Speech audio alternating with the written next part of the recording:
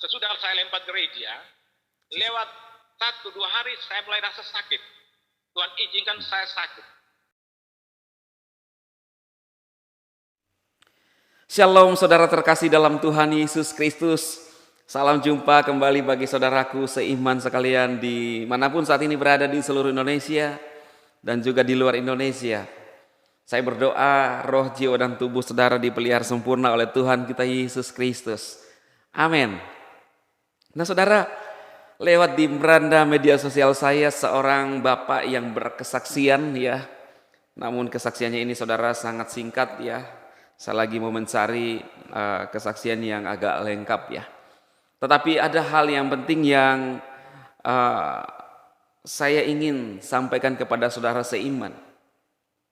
Di mana bapak ini menceritakan dia dahulu tidak menyukai orang Kristen dan gereja saudara. Kembali lagi ada kesaksian yang mengungkapkan tidak senang dengan orang Kris saudara ya. Langsung saja kita dengarkan dulu ya. Saya akan bagi 2 segmen ya video bapak ini walaupun singkat. Nah ini saudara ya. Nah ini dia. Nah itu orangnya ya. Di mana saya sama istri, kami 2 orang tambah 2 anak. Jadi kami 4 orang bisa dapat mengenal Tuhan sebagai juru selamat. Tapi singkat cerita, sesudah saya lempar gereja, lewat 1-2 hari saya mulai rasa sakit. Tuhan izinkan saya sakit. Dan saya sakit itu sakitnya di dalam perut, duduknya di bagian pusat. Jadi di bagian perut saya ini panasnya luar biasa. Dan siang malam itu saya menangis terus. Dan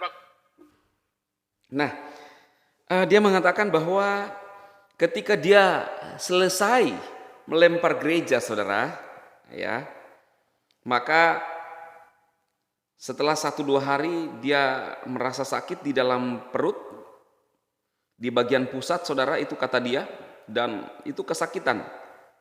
Nah apa yang saya ingin sampaikan kepada saudara bahwa ketika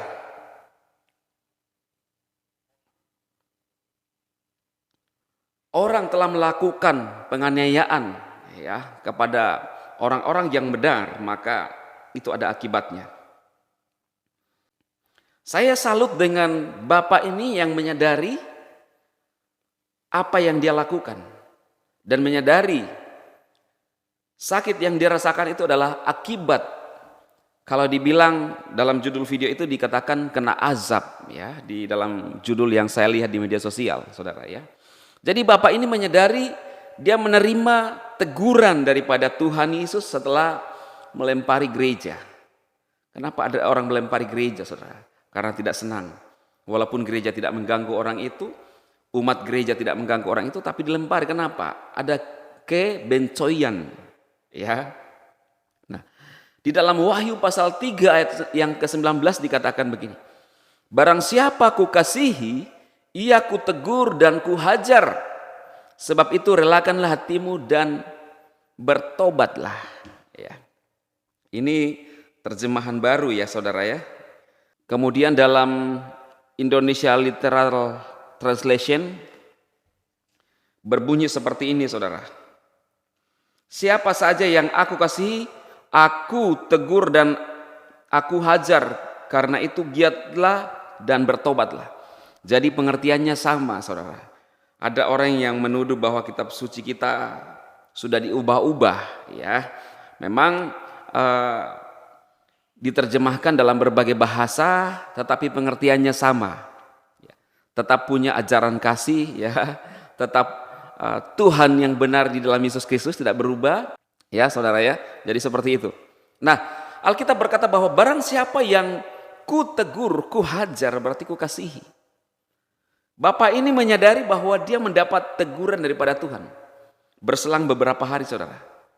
Kenapa begitu selesai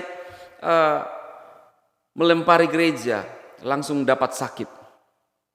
Karena kalau butuh proses yang begitu lama, dia nggak menyadari bahwa itu teguran Tuhan. Dan puji Tuhan, Bapak ini bertobat terima Yesus, bahkan seisi rumahnya percaya kepada Yesus Tuhan. Nah, pesan saya kepada siapapun yang mengalami penderitaan saat ini, yang mungkin langsung ditegur oleh Tuhan, seperti ada seorang yang pernah kentutin Alkitab, saudara ya, dan langsung stroke dalam waktu beberapa hari. Itu teguran Tuhan. Saudara mau terima itu?